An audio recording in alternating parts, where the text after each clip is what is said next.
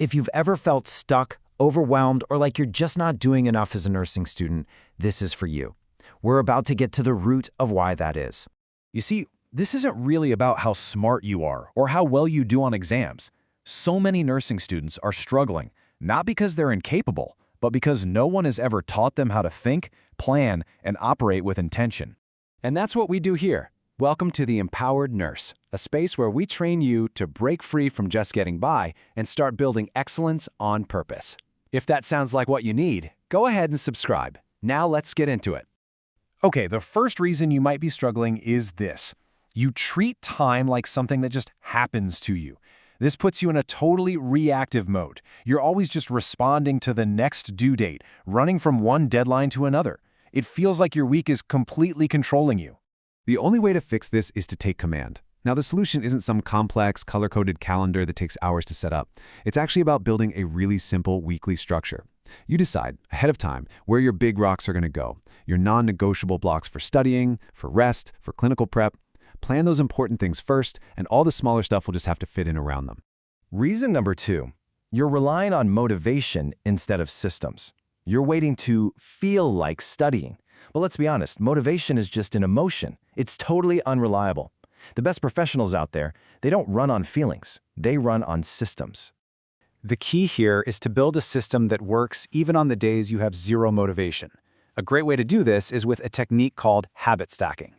You just attach a new study habit you want to build to something you already do every single day. For instance, right after I finish my morning coffee, I'm going to review 10 pharmacology flashcards. See how that works? It starts to automate your progress.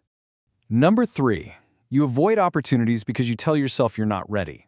You know that little voice that says, "Oh, I'll try that later when I know more," or "I'm not good enough yet." So you don't raise your hand for that new procedure. But you have to understand, confidence doesn't show up before you take action. It shows up because of it.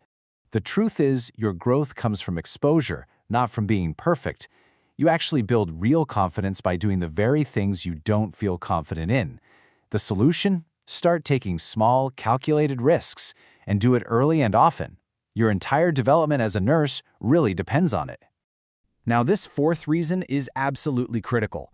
You normalize stress instead of actively managing it.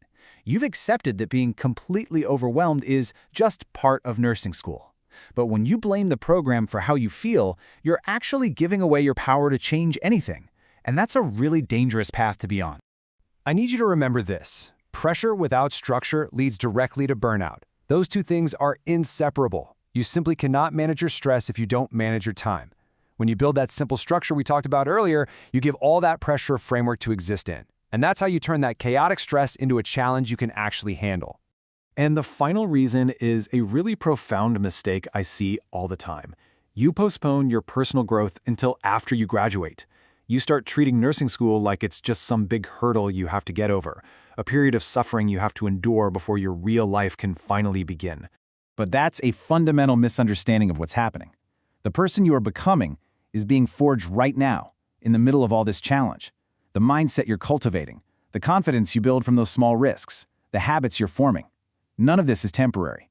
This is the foundation of the nurse you're going to be for your entire career. So those are the 5 gaps. But knowing them isn't really the point. The real question is, what are you going to do about it?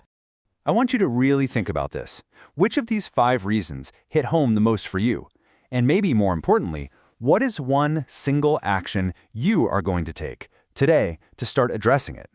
Go ahead and leave your answer in the comments below. I'd really love to hear from you. And always remember this, becoming an outstanding nurse is not an accident. It is built, intentionally. Thanks for your time today. Be sure to subscribe for more on how to become an empowered nurse.